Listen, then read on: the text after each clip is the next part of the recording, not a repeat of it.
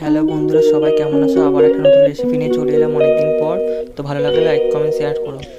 আজকে আমি মাংস রান্না করব, তো তার জন্য প্রথমে দেখো আমি আলুটাকে কড়াই তেল দিয়ে ভেজে নিচ্ছি। তো ভিডিওটা আমি আর্ধেক থেকেই করছি। এখানে দেখো আমি পেঁয়াজ, টমেটো আর কাঁচা লঙ্কা নিয়ে নিয়েছি। আর নিয়ে নিয়েছি দেখো এখানে বেটে রাখা আদা রসুন। মাংসটাকে ধুয়ে আমি সুন্দর করে ম্যারিনেট করে রেখে দিয়েছি।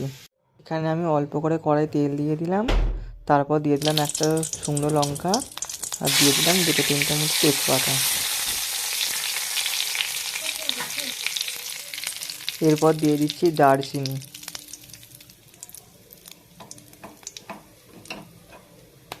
এরপর দিয়ে দিলাম দুটো কাঁচা লঙ্কাকে আধখানা করে ভেঙে। আর দেখো এখানে ভাজার পর দিয়ে দিলাম আমি পেঁয়াজ। পেঁয়াজ অল্প পরিমাণে পেঁয়াজ দিয়ে দিয়েছি। এরপর পেঁয়াজটাকে আমি ভালো করে নেড়ে নেবো।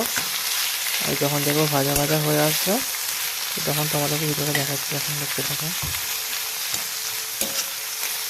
পেঁয়াজটা এখানে দেখো ভাজা ভাজা হয়ে গেছে যখন, তারপরে আমি দিয়ে দিলাম হচ্ছে এখানে আদা রসুন বাটা ছিল যেটা, সেইটাকে দিয়ে ভালো করে এবার পেঁয়াজটাকে আমি কষিয়ে নেবো। ভালো করে দেখো উল্টে পাল্টে আমি পেঁয়াজটাকে সাথে কষিয়ে নিচ্ছি সব কিছু।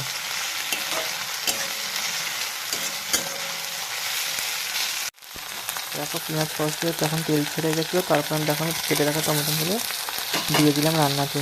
এরপর টমেটো দিয়ে সুন্দর করে আমি জিনিসটাকে কষিয়ে নেবো যাতে রান্নাটা ভালো হয়।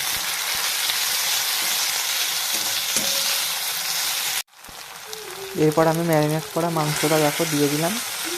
এবার মাংসর সাথে সব কিছু আবারও উল্টে পাল্টে ভালো করে আমি নেড়ে নেবো।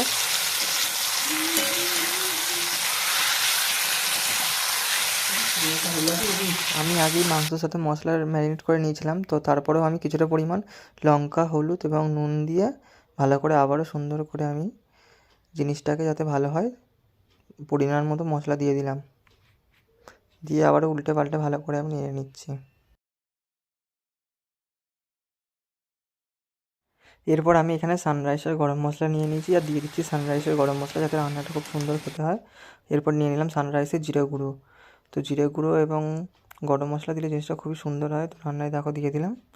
দিয়ে আমি আবার এরপর দিয়ে দিলাম হচ্ছে ভেজে রাখা আলুগুলো। ভেজে রাখা আলুগুলোকে এবার একসাথে সব কিছু দিয়ে আমি মিক্সড করে নিচ্ছি, দিয়ে নেড়ে নেবো।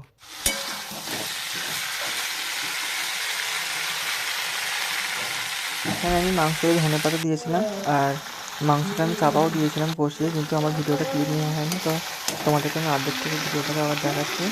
দেখো এখানে মাংসটাকে আমি আবার উল্টে পাল্টে ভালো করে নাড়ছি। আর মাংসটাকে দেখো অনেকটা তেল ছেড়ে গেছে আবার।